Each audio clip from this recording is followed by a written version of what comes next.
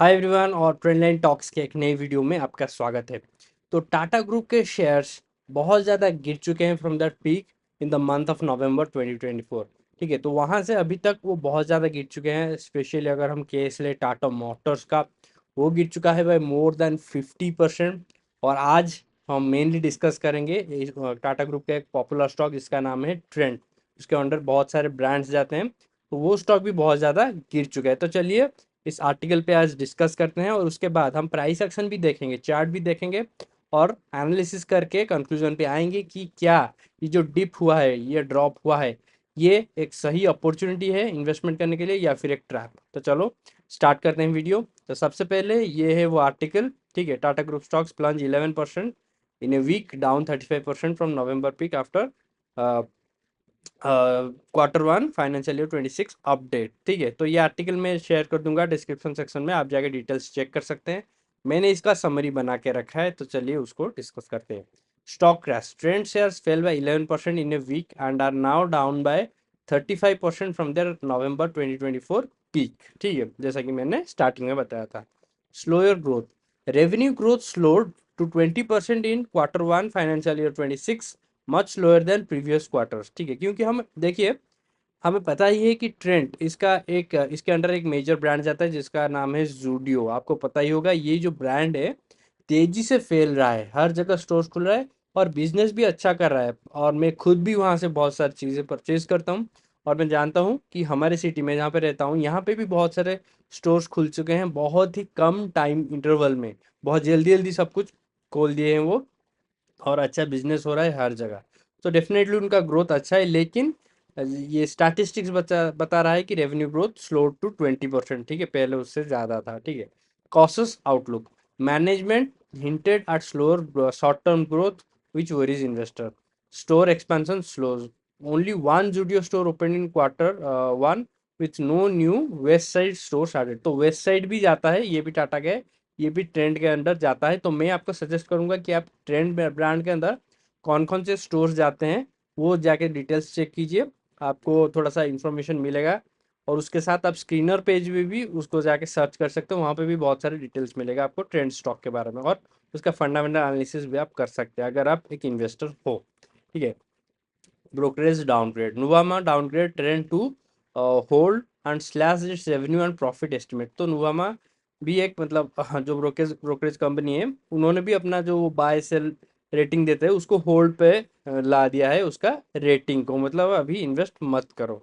ठीक है, big investor loss, Radha Kishan Damani lost over 300 crores in a single day due to share crash.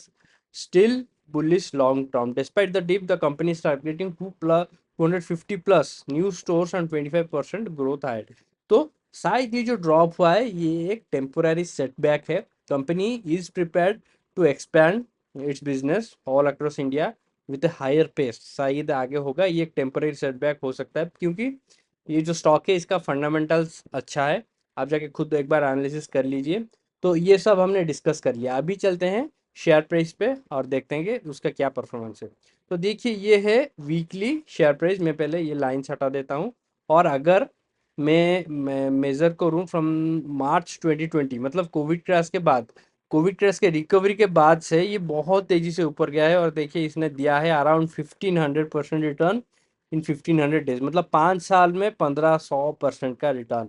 आप सोच ही सकते हैं कि कितना तेजी से ये ऊपर गया था। और उसके बाद अगर हम ये पीक से मेजर करें जो कि अक्टूबर 2024 में है, वहां से ये नीचे चला गया था बाय ऑलमोस्ट 45%। और रिसेंट अगर हम देखें 30 to 35% ऑलमोस्ट ये अभी डाउन है from its peak, this peak. ठीक है, तो सबसे पहला चीज हम क्या करेंगे, हम चेक करेंगे मोमेंटम इंडिकेटर्स क्या कहता है। तो देखिए, मोमेंटम इंडिकेटर्स अगर मैं चेक करूं आरएसआई, तो यहाँ पे आरएसआई ने 50 लेवल को तो क्रॉस कर लिया है, मिडिल ब्लैक लाइन को क्रॉस कर लिया है, लेकिन फिर भी अभी वीकनेस है, स्ट्रेंथ अभी तक आया नहीं है स्टॉक में। आप देख ही सकते हो कि 60 के आसपास अभी तक नहीं गया है। तो इसको 50 लेवल को पहले सपोर्ट बनाना होगा, और वहां से अगर ये ऊपर जाना स्टार्ट करता है या फिर ऐसे साइन देता है कि यहाँ से ऊपर जाएगा, तभी जाके हम मान सकते हैं कि स्ट्रेंथ आ चुका है स्टॉक में। बुल्स आर नाउ एक्टिव, अभी के लिए नहीं। उसके साथ मैं और एक चीज करने वाला हूँ, मैं एंकर विवा पॉइंट डालूंगा यहाँ पे। ठीक है, अगर मैं यहाँ पे डालता हूँ तो क्लियरली मैं देख सकता हूँ कि ये भी नीचे की ओर मुड़ा हुआ है, तो there is no sign of strength as of now. अगर यहाँ से डालूँ, ऑलमोस्ट द सेम थिंग, ठीक है। तो बेटर होगा मैं पहले यहीं पे ही रखूँ आकर व्यू पॉइंट, क्योंकि हम लॉन्ग टर्म इन्वेस्टमेंट के बारे में अगर हम देखें तो अभी तक स्टॉक बहुत ज़्यादा वीक है, ठीक है। और यहाँ पे अगर मैं मूविंग एवरेजेस डालता हूँ, ठीक है, तो इसको पहले डिसेबल करता हूँ। फिर मूविंग एवरेज अगर हम देखें तो हम देख सकते हैं कि ये फ्लैट हो चुका है। ये जो ब्लू लाइन है ये 250 डेज का मूविंग एवरेज है। ये सारे लाइंस फ्लैट हो चुके हैं। मैं एक बार ड्राइंग्स को हाइड कर देता हूँ, हाइड ड्राइंग्स। तो देखिए, और ये जो रेड कलर का लाइन है ये है 30 डब्ल्यू में, और ये थीन ब्लैक लाइन जो है ये 10 ई में है।